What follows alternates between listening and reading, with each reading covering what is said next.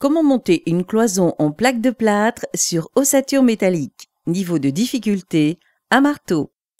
Réalisée à partir d'une ossature métallique, la cloison en plaque de plâtre permet d'aménager facilement l'espace intérieur et assure aussi le cheminement discret des conduits électriques.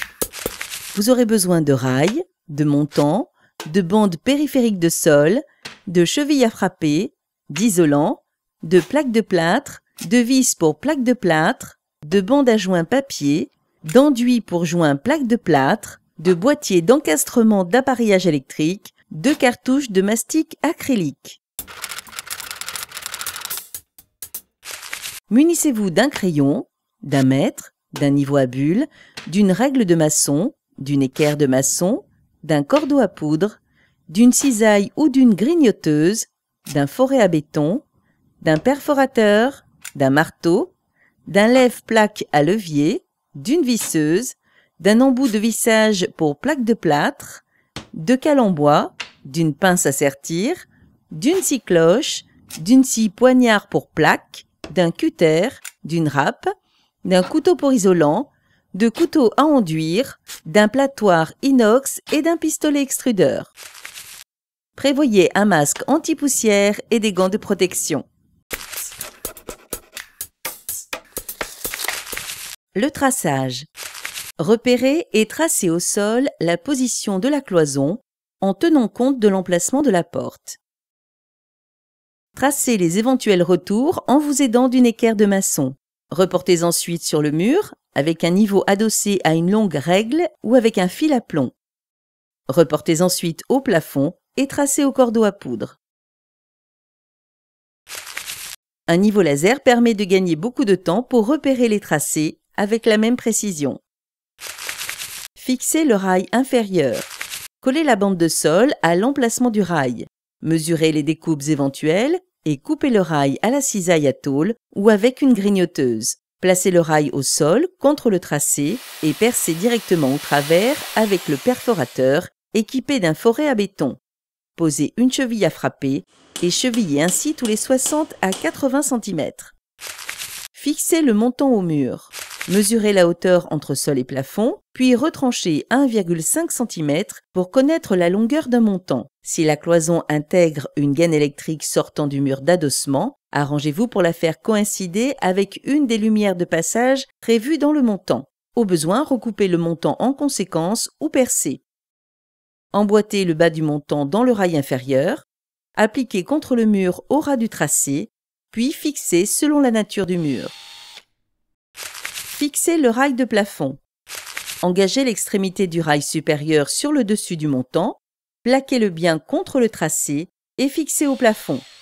Pour un plafond en plaque de plâtre, un vissage en direct suffit. Là aussi, c'est souvent l'occasion de faire passer les gaines électriques. Intégrez une porte. Présentez la porte et engagez de chaque côté le montant qui l'aborde. Centrez bien la porte par rapport à la largeur des montants. Contrôlez son niveau et vissez pour la solidariser. Vérifiez le positionnement de la porte au niveau à bulles avant de sertir les montants au profilé bas et haut. Mesurez l'espace entre les deux rails bordant la porte, puis l'espace séparant le rail du plafond au haut de la porte. Découpez un segment de rail et vissez-le sur le dessus de la porte. Découpez 3 montants intermédiaires pour le dessus de la porte. Fixez un montant de chaque côté de l'imposte pour renforcer les montants bordant la porte, puis fixez le dernier montant au centre.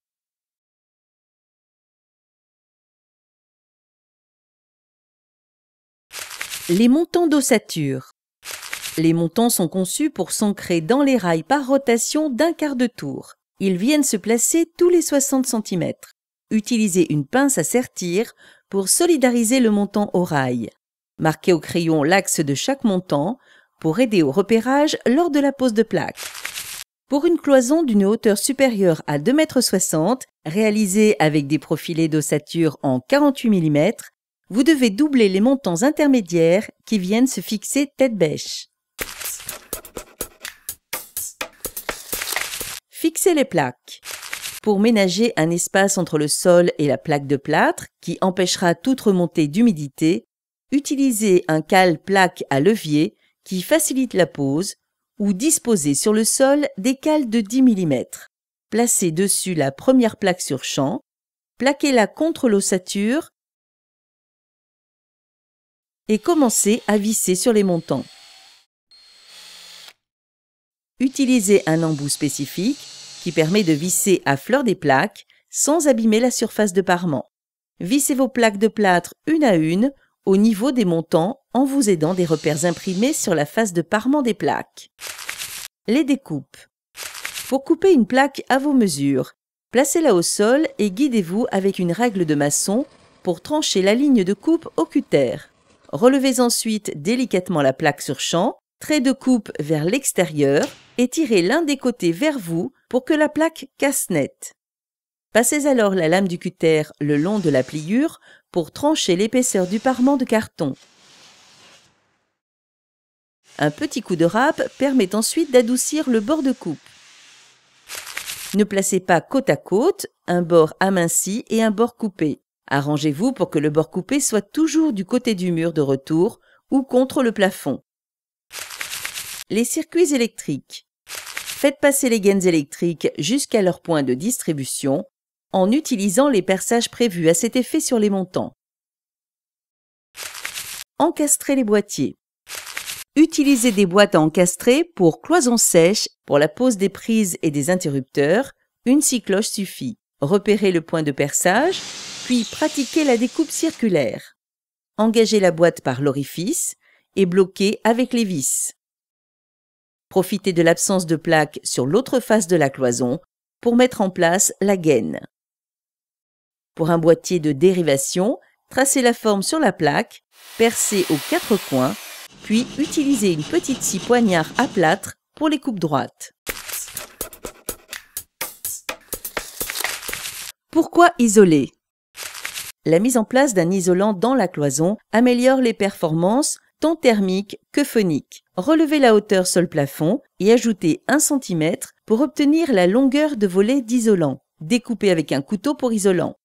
La mise en place d'isolant se fait à mesure de la pose des plaques de la deuxième face de la cloison. Commencez la seconde face de la cloison par une demi-plaque afin d'éviter des joints en vis-à-vis des deux côtés de la cloison. Si vous devez, comme ici, intégrer une boîte de dérivation, fixez déjà la boîte et engagez les gaines avant de fixer la plaque sur l'ossature. Poursuivez la mise en place des plaques suivantes. En cas d'encastrement de prise ou d'interrupteur, repérez le point de perçage et pratiquez la découpe avant la pose de la plaque. Liaison horizontale. Comblez le vide au mastic acrylique et lissez. Pratiquez de même en haut de la cloison en lisière de plafond. Les vis. Recouvrez toutes les têtes des vis à l'enduit. Une seconde application est parfois nécessaire le lendemain car l'enduit se rétracte un peu. Les joints. Garnissez le creux formé par les bords amincis des plaques en descendant tant que votre geste n'est pas contraint. Puis garnissez le reste en partant du bas pour remonter. Repérez l'axe du joint et marquez légèrement le trait avec l'angle de la spatule. Humidifiez ensuite la bande à joint et appliquez-la en vous guidant du trait. La face imprimée doit venir se placer contre la cloison. Marouflez la bande à la spatule inclinée pour faire adhérer et éliminer un éventuel excédent d'enduit.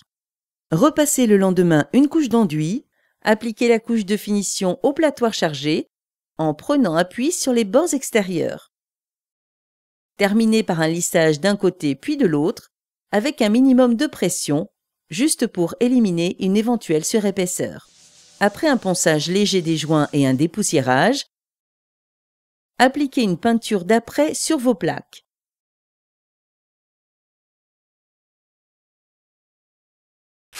Ne collez jamais du papier peint directement sur les plaques, sous peine de rendre le décollage ultérieur très difficile, même à la décolleuse.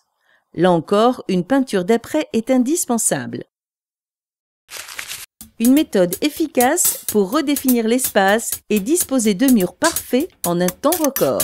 Une question, un doute, un conseil? Contactez le 0810 634 634.